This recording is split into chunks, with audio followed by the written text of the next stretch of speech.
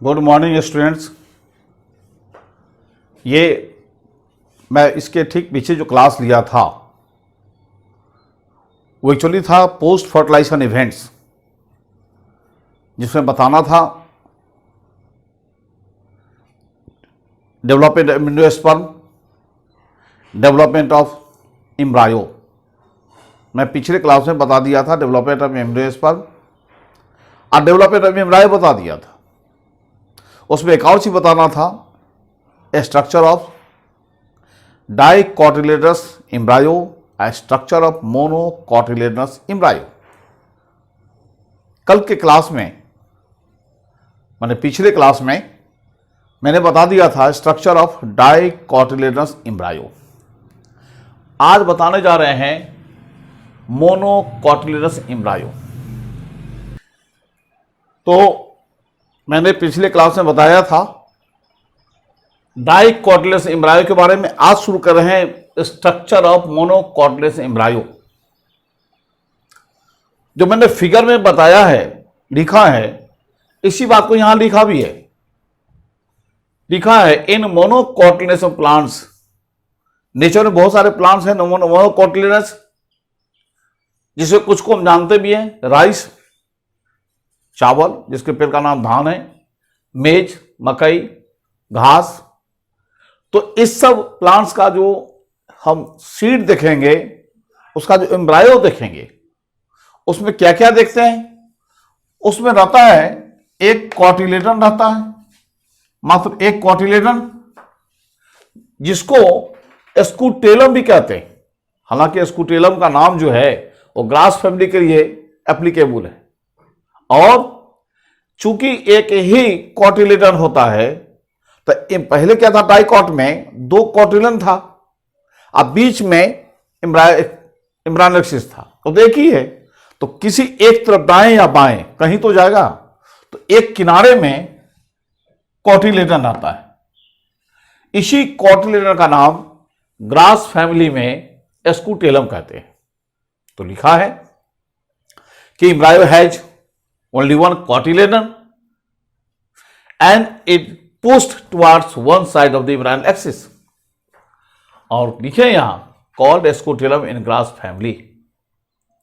अब embryonal axis का जैसा स्ट्रक्चर देखें, यह है embryonal axis। इसमें देखते हैं embryonal axis has the radicle on its lower end। इसके लोअर एंड में देखते हैं एक रेडिकल होता है, और वो होता कहां पर है, कोटिल के नीचे पूरा पोर्शन। कोटिल जहां अटैच्ड है उसके नीचे के पोर्शन को हाइपोकोटाइल कहते हैं, इसके ऊपर को इपिकोटाइल कहते हैं। रेडिकल होगा कहां, जहां कोटिल अटैच्ड है उसके नीचे, माने हाइपोकोटाइल जोन में। और इस रेडिकल को देखते हैं क्या, बाहर से प्रोटेक्टेड है और कवर्ड किससे है, तो एक अनडिफरेंशिएटेड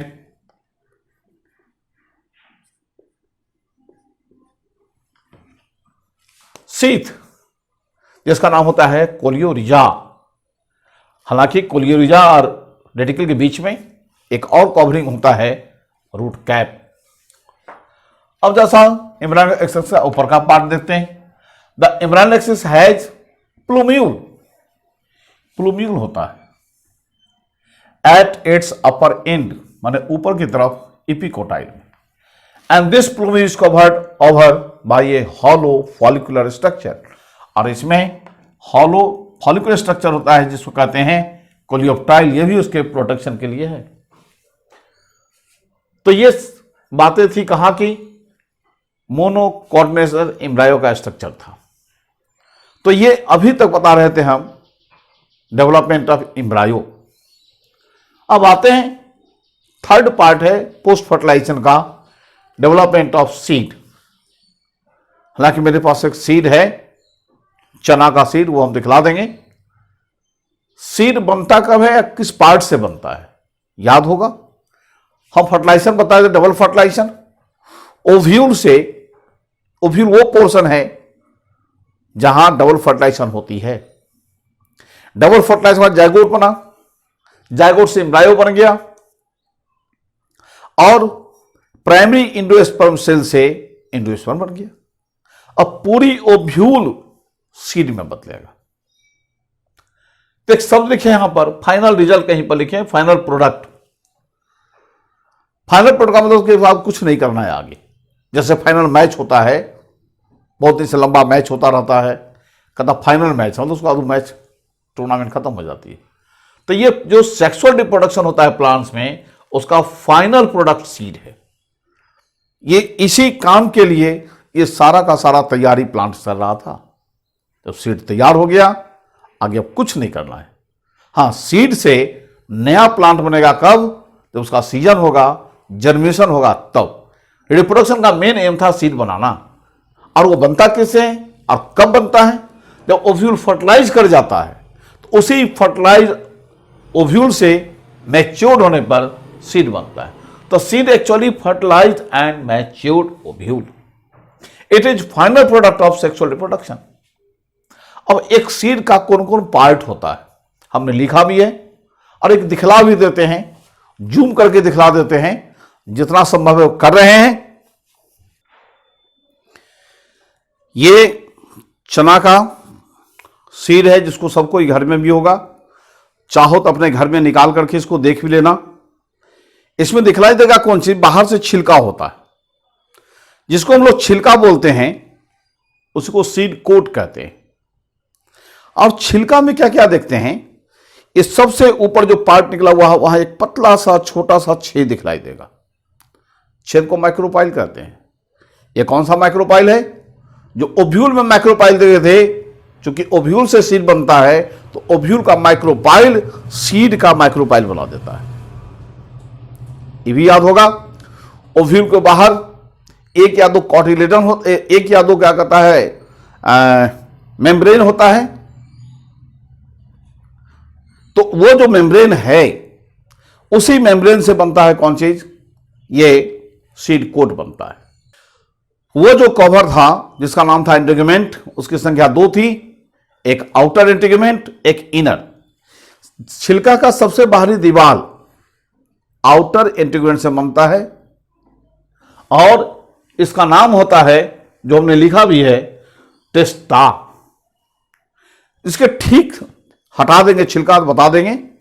उसमें इनर कवर भी होता है, जिसका नाम होता है टेगमेन। तो ये टेस्टा जो सबसे बाहरी कवर है, वो बनता है आउटर इंटीग्यूमेंट से, अंदर का टेगमेन बनता है इनर टेगमेंट से। लेकिन जब इसको हटाने से पहले एक और चीज बता दें, जहां पर माइक्रोपाइल है, ठीक नीचे एक छोटा सा दाग भी दिखलाई देता है। जैसे घर शरीर में घाव वगैरह हो जाती है ना, तो घाव तो छूट जाता है, दाग रहता है, ऐसी दाग है। वो दाग का नाम है हीलम। ये वही हीलम है जहां पर फ्यूनिकल जुड़ा था, प्लेसेंटा से जुड़ा हुआ था। एक तरफ प्लेसेंटा से जुड़ता है, इधर ओव्यूल से जुड़ता है। ओव्यूल को जिस पार्ट से जुड़ता है उसका नाम होता है हीलम। वही हीलम का यहां पर दाग होता है, स्कार्प में आ जाता है। अब जैसे इसको छील के हटा दें, छिलका हटा देते हैं।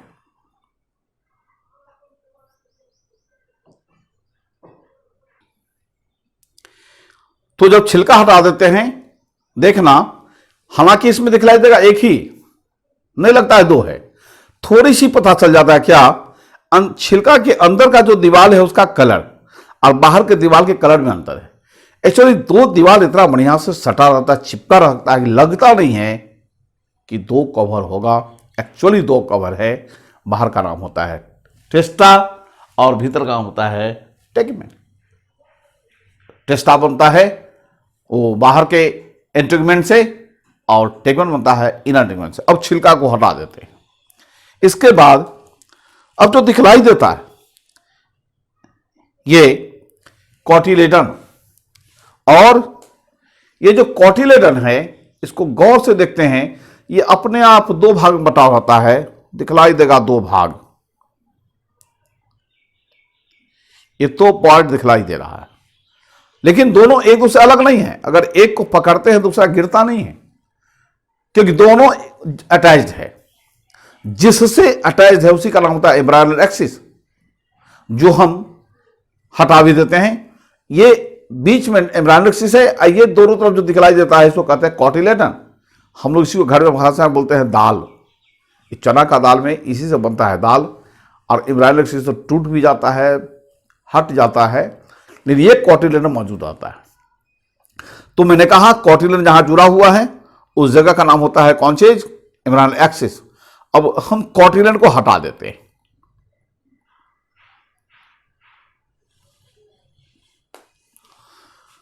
हटाने के बाद एक चीज देखा होगा शुरू में ही कि कुछ पार्ट बाहर निकला हुआ था, जर्मिनेट किया हुआ था। ये जो अंतिम पार्ट जो बाहर की तरफ निकला हुआ था यही है रेडिकल, और अंदर के जो पोर्शन है यह है प्लूम्यूल। जब इस सीड को हम मौका देंगे जमीन में डाल करके जर्मिनेट करने का, यही से अंकुर निकलता है जिसको जर्मिनेशन कहते हैं। और यही जर्मिनेशन पहला पार्ट जो निकलता धागे तलोजला वही रेडिकल निकलता है, जो बाद में रूट बना देता है। और जो अंदर का पार्ट है धीरे धीरे ऊपर की बढ़ करके वो सूट बना देता है। इसीलिए रेडिकल को फ्यूचर रूट और प्लूम्यूल को फ्यूचर सूट कहते हैं। अब ये तो हम स्ट्रक्चर बता रहे थे, अब आते हैं बोर्ड पे, इसको हम समझा देते हैं। तो स्ट्रक्चर ऑफ सीड, एक सीड में अभी हमने देखा है 3 पार्ट है। सीड कोड जिसको घर के हम छिलका कहते हैं, कॉटिलेडन जिसको दाल कहते हैं, और जहां दोनों कॉटिलेडन जिस पॉइंट से अटैच था उसका नाम एम्ब्रायनल एक्सिस। सबसे पहले सीड कोड यह है क्या? इसकी संख्या 1 या 2 होती है। यह डिपेंड करता है कि ओव्यूल में कितने इंटेगुमेंट होते हैं। अगर एक इंटेगुमेंट होगा एक ही सीड कोट होगा, 2 होगा तो 2 सीड कोट होगा। और इसी इंटेगुमेंट में मैंने अभी दिखला दिया था पिन से कि एक एपर्चर होता है, छिद्र होता है, ओपनिंग होता है, जिसका नाम होता है माइक्रोपाइल। आउटर सीड कोट माने छिलका का बाहरी जो दीवार है इसको कहते हैं टेस्टा, जो बनता है आउटर इंटेगुमेंट से। और इनर सीड कोट को कहते हैं टेगमेंट, जो बनता है किसे? इनर इंटेगुमेंट से। एक और चीज बताया है वहां, जैसे बताए थे घाव का दाग, hilum remains as scar on seed coat. ये हीलम वहां पर एक दाग के रूप में मौजूद रहता है। जब हम सीड कोट हटा दिए थे तो जो दिखला दिया उसका नाम है कॉटिलेडन्स। मोनोकॉट और प्लांट का बीज होता, कॉटिलेडन 1 होता। अभी जो दिखला है वो चना का था, 2 कॉटिलेडन है तो डाइकॉट का था। तो कॉटिलेडन संख्या 1 हो सकती है, 2 हो सकती है। 1 होगी मोनोकॉट में और 2 होगी डाइकॉट में। लेकिन चाहे जितनी संख्या हो 1 या 2, थोड़ा मोटा होता है। और उसमें क्यों मोटा होता है कि उसमें भोजन रिजर्व रहता है। हम दाल खाते हैं ना तब प्रोटीन मिलता है, वही कॉटिलेडन में प्रोटीन था।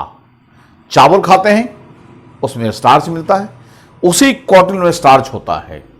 तो इस तरह से जो कॉटिलेडन है वास्तव में वो प्लांट उसमें भोजन को स्टोर किया है, और इसीलिए हम उस सीड को खाते हैं ताकि हमको बॉडी में भोजन मिलता है। एम्ब्रायनल एक्सिस बताए हैं कि जहां कॉटिलेडन जुड़ा हुआ था उसका नाम है एम्ब्रायनल एक्सिस। उसमें 2 पार्ट होगा, हाइपोकोटाइल और इपिकोटाइल। हाइपोकोटाइल मतलब जहां एम्ब्रायनल एक्सिस अटैच था उसके नीचे वाला, उस हाइपोकोटाइल में रेडिकल होता है जो लोअर पार्ट है, और प्लूम्यूल उसके अपर पार्ट में होता है, इपिकोटाइल में होता है। इस तरह से एम्ब्रायनल एक्सिस हो गया। तो अभी तक जो बता रहे थे सीड के बारे में, छोटी सी पार्ट और है जो इसके आगे बताने जा रहे हैं, टाइप ऑफ सीड।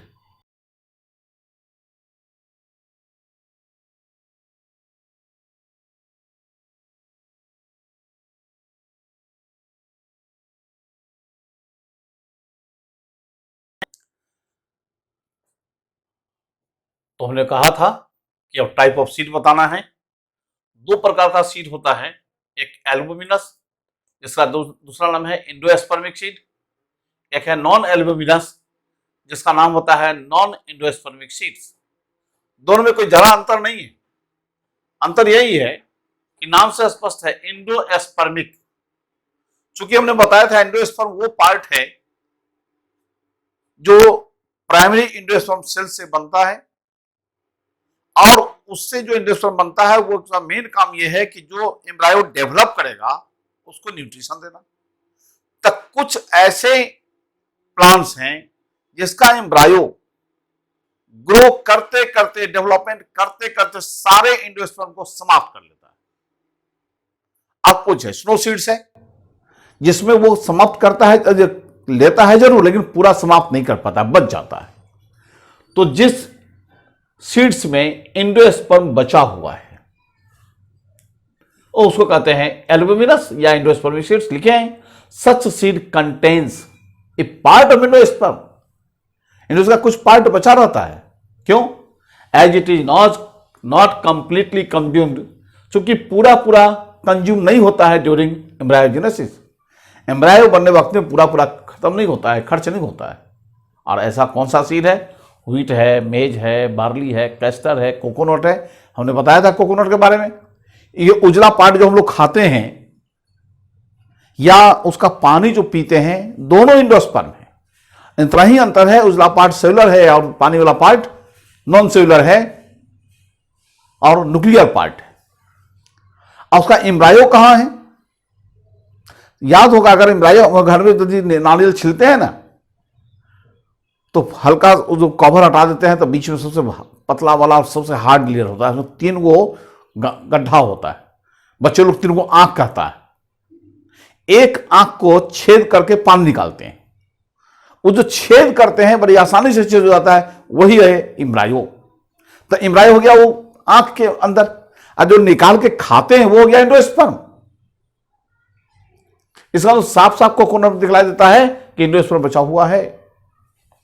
दूसरा होता है नॉन एल्बुमिनस या non endospermic seeds. Not endosperm. Such seed have no residual endosperm, जिससे कोई एंडोस्पर्म बचता ही नहीं है। क्यों? As it is completely consumed during embryogenesis, क्योंकि ये एम्ब्रायोजेनेसिस के में, एम्ब्रायो बनने के समय में पूरा पूरा अपना खर्च कर लेता है, बचता ही नहीं है सीड में। एग्जाम्पल है पी, ग्राउंडनट, ये सब ऐसे सीड हैं जिसमें एंडोस्पर्म नहीं होता है, इसलिए कहते हैं नॉन एल्बुमिनस या नॉन एंडोस्पर्मिक। कुछ बात और है सीड्स के बारे में कि कुछ ऐसे भी सीड्स हैं जो सीड बनता है ओव्यूल से, और मैंने कहा है कि सीड में जो कवर है, जो छिलका है, सीड कोट, वो बनता है टेगुमेंट से। लेकिन और ये भी बताए थे उसके अंदर बहुत सारा पार्ट गायब हो जाता है जब फर्टिलाइजेशन के बाद। लेकिन कुछ सीड हैं जिसमें न्यूसेलस मौजूद होता है, और किस रूप में रहता है? उस पार्ट को कहते हैं पेरियस्पर्म। ना कि सभी जगह होता है।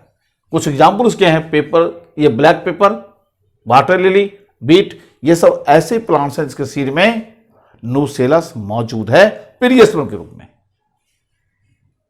एक और बात होता है, जब जैसे सीड जब तैयार हो जाता है तो मैच्योर होता है। मैच्योर का क्या मतलब? वो धीरे सूखता है, माने पानी उसका घटता जाता है। हम लोग जिस एरिया में रहते हैं, खेती बाड़ी की भी कुछ बात समझते हैं। कुछ बच्चे तो गांव में ही रहते हैं, खेत का प्रैक्टिकल हाल जानता है। आखिर गेहूं कब काटते हैं? जब गेहूं तो सूख गया। गेहूं सूखे क्या मतलब?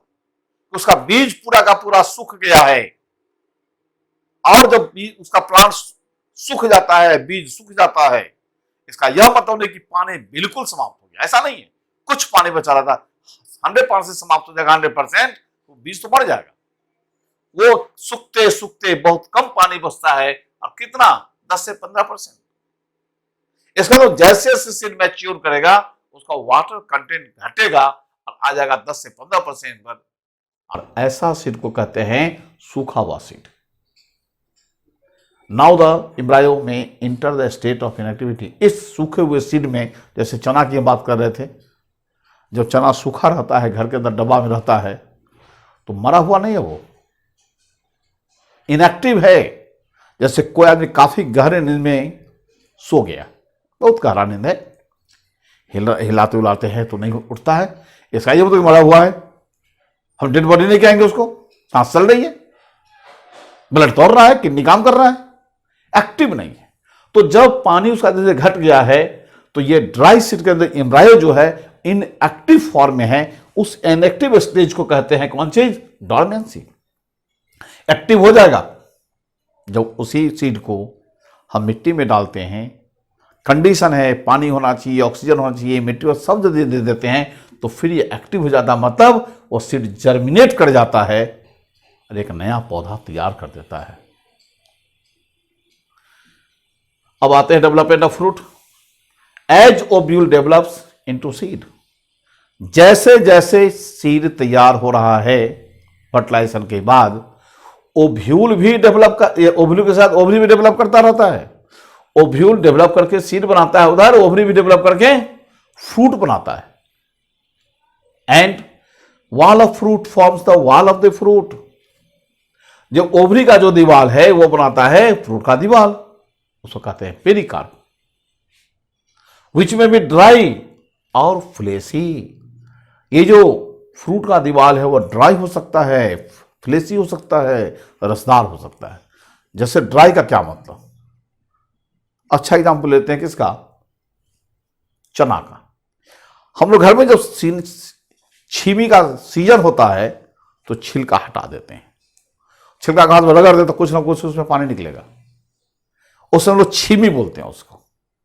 वही छीमी जब और मैच्योर होता है, कहा गेहूं की बात कहा, ऐसे ही वो मटर का जो पेड़ है जो मैच्योर कर जाता, सूखने लगता है, उसी छीमी का जो छिलका जो पहले हरा था, थोड़ा मोटा था, रसदार था, सूख करके एकदम पतला पतला हो जाता है।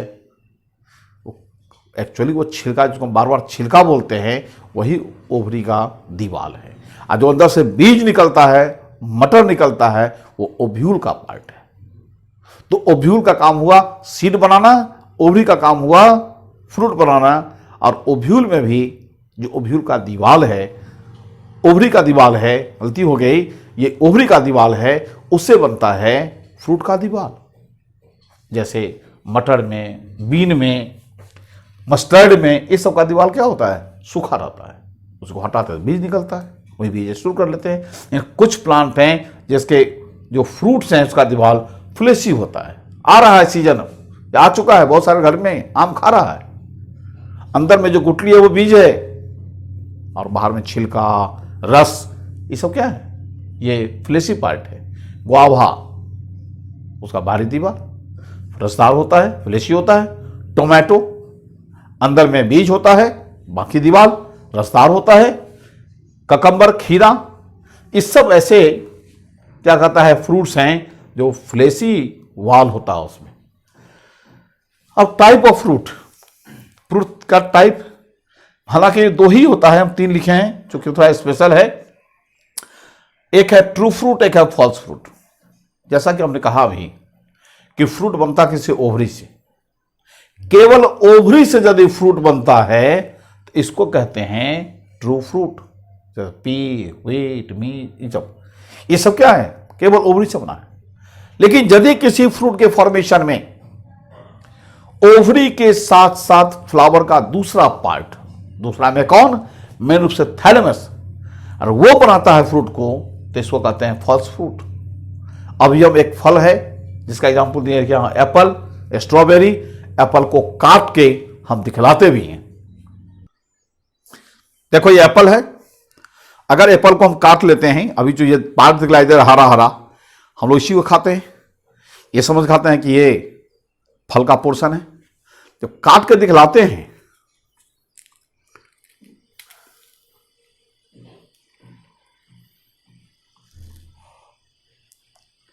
गौर से देखो, ये बीज दिखलाई दे रहा है, ये सीड है, और यदि सीड हटा देते हैं तो ये इसके साथ जो दीवार है, बड़ी पतली दीवार है, वास्तव में यही पोर्शन है जो ओवरी से तैयार हुआ है। और जब हम एप्पल खाते हैं तो सीड को भी हटा देते हैं, और ये जो अंदर का दीवार जो है पतला वाला, इसको भी हटा देते हैं। ये सीड के बाद एक सीड हटा के दिखलाई दे रहा है भी अंदर में, एक सीड है ही, और उसके बाहर के चारों ओर से जो पतला सा दीवार है, तो सीड बना किसे, ओव्यूल से, ये पतला दीवार बना है ओवरी से, और ये हटा देते हैं। और खाते क्या, ये मोटा वाला पोर्शन, ये मोटा वाला पोर्शन, ये जो पोर्शन है मोटा वाला जो खाते हैं, वो ना ओवरी से बना है, एक्चुअली थैलेमस से बना है, जो कि वास्तव में फल मानते हैं। इसका तो एप्पल में, जिसको हम फल कहते हैं, ओवरी से बना ही नहीं है, कहते तो हैं फल, इसी को कहते हैं फॉल्स फ्रूट।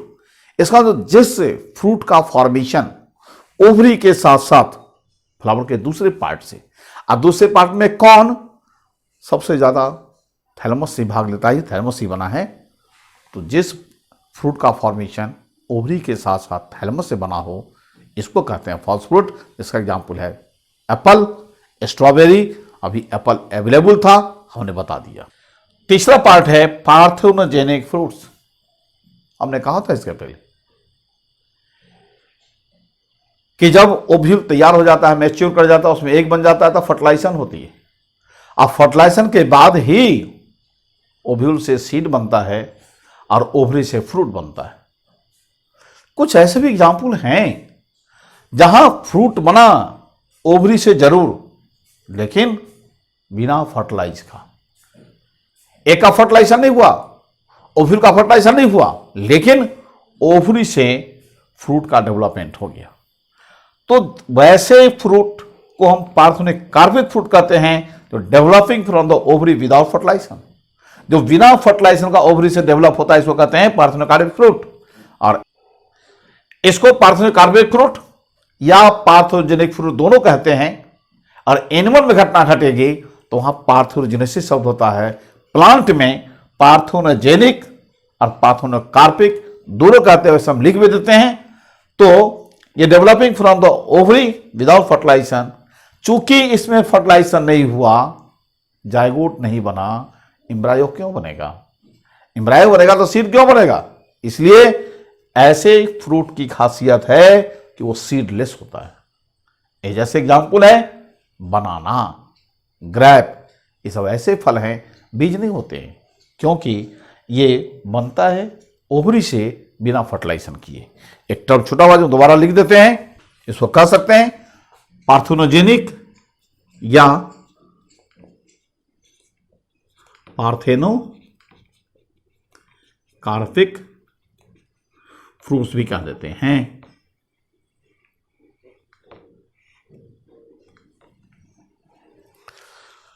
तो इस तरह से हमको इस चैप्टर में जितना बताना चाहिए, हमको लगता है सभा समाप्त हो गया। लेकिन एनसीईआरटी में देखना गौर से, इसके बाद एक छोटा सा पोर्शन और है, स्पेशल मैकेनिज्म, उसको भी पढ़ा करके और चैप्टर को समाप्त कर देते हैं।